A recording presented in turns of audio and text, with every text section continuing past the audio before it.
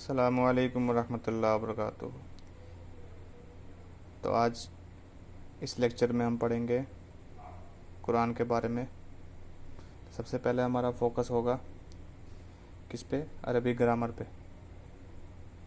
इसमें मैं बताता चलूँ, तकरीबन 90% से ज़्यादा कुरान में ऐसे वर्ड्स हैं जो उर्दू में इस्तेमाल होते हैं,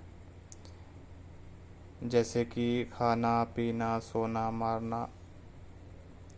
इसमें सबसे पहले हम ये जानेंगे कि कुरान मजीद में कुछ ख़ास शक्लें होती हैं जिसको हम पढ़ेंगे, जैसे कि ज़रबा। ज़रबा में क्या है?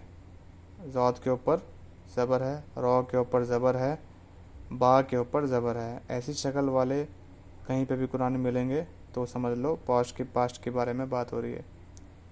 इसका मतलब ये हुआ कि उसने मारा।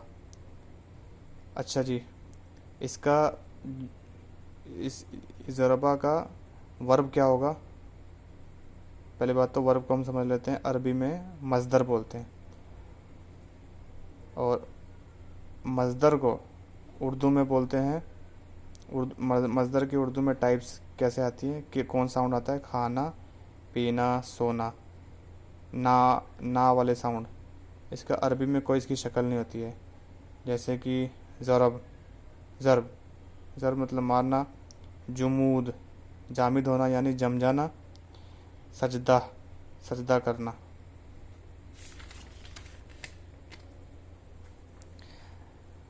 जैसे कि मैंने बताया, वर्ब यानी मज़दर की कोई एक शक्ल नहीं होती। अब हम बात करेंगे टेंसेस के बारे में बात करेंगे। स्कूल में हमने टेंसेस पढ़ा था, past tense, future tense, present tense. तो सबसे पहले हम बात करेंगे किसके ऊपर? पास्ट टेंस के ऊपर। पास्ट टेंस इसमें दो किस्म की है। एक पास्ट टेंस, पास्ट में कोई एक शख्स कोई काम अप्लाई कर रहा है, जैसे कि ज़रबा। अब ये शक्ल की कुरान में मिलेंगे आपको जिसमें तीनों तरफ ज़बर हो। ज़ात के ऊपर ज़बर, रा के ऊपर ज़बर, बा के ऊपर ज़बर। तो इसका मतलब क्या हुआ? उसने मारा। किसने मारा? कोई एक शख्स है जिसने मारा। इसका वर्ब वाला मीनिंग क्या होगा? मारना, जो हमने पहले पढ़ा भी। दूसरा है सजदा। सजदा यानी वर्ब है इसका। इसका मतलब ये हुआ सजदा करना। अब इसका जो पास्ट टेंस होगा क्या होगा? सीन के ऊपर ज़बर, जीम के ऊपर ज़बर और दाल के ऊपर ज़बर, सजदा। तो उसने सजदा किया। उस तरीके से खलक, खलक मतलब वर्ब है यानी पैदा करना। खलक से बन के इसका पास्ट टेंस बना है खलक़ा। खा के ऊपर ज़बर, लाम के ऊपर ज़बर, काफ के ऊपर ज़बर। उसने पैदा किया। और उसके बाद आता है वर्ब वजदा, यानी वजूद से निकला है, यानी उसका मतलब ये होता है पाना। पाना मतलब फाइंड। तो इसका जो पास्ट टेंस होगा क्या होगा? वाव के ऊपर ज़बर, जीम के ऊपर ज़बर, दाल के ऊपर ज़बर। वजदा, उसने पाया। उसी तरीके से नसरा, उसने मदद की। नसरा मतलब निकला है नुसरत से, मदद की। इसका मतलब ये हुआ, वर्ब मतलब ये हुआ मदद करना। फतहा, फतहा से क्या है? उसने खोला। फतह यानी खोलना।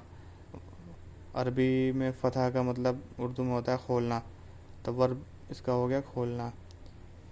इस तरीके के शक्ल के जितने भी कुरान में मिलेंगे उसका मतलब समझ लीजिए कि वो पास्ट टेंस के बारे में बात हो रही है। उसी तरीके से अगर बीच वाले अक्षर में ज़बर आया, ज़ेर आया, पेश आया, तो उसका मतलब भी सेम होता है। जैसे समिया, उसने सुना। समी मतलब सुनना। हसीबा, उसने गुमान किया। हमीदा, उसने तारीफ़ की। सेम मैंने जैसे बताया, सेंटर वाले वर्ड पे अगर पेश आया, ज़बर आया, ज़ेर आया, कोई फ़र्क नहीं पड़ेगा। गरुमा, ऐसी ही शक्लें आती है कुरान में। गरुमा इज़्ज़तदार हुआ वो एक शख्स, यानी इज़्ज़तदार होना। अबूहा, बुरा हुआ वो एक शख्स। कबाहत, कबाहत से निकला है बुरा होना। अब हम बात करेंगे, पहले तो हम ये बात कर रहे थे कि पास्ट टेंस, पास्ट में कोई एक शख्स है जो चीज़ को अप्लाई कर रहा है।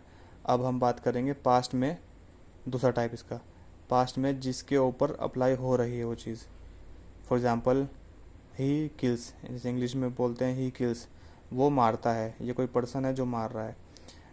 उसी तरीके से इसका पैसिव वॉइस क्या बनेगा, ही इज़ किल्ड, वो मारा गया। अब उसके ऊपर चीज़ अप्लाई हो रही है, तो उसको कैसे हम अरबी में समझेंगे, तो ज़रबा, ज़रबा हो गया एक्टिव वॉइस, जैसे वो मारता है यानी उसने मारा, इसका मतलब क्या बनेगा, उसने मारा, उस शख्स ने मारा।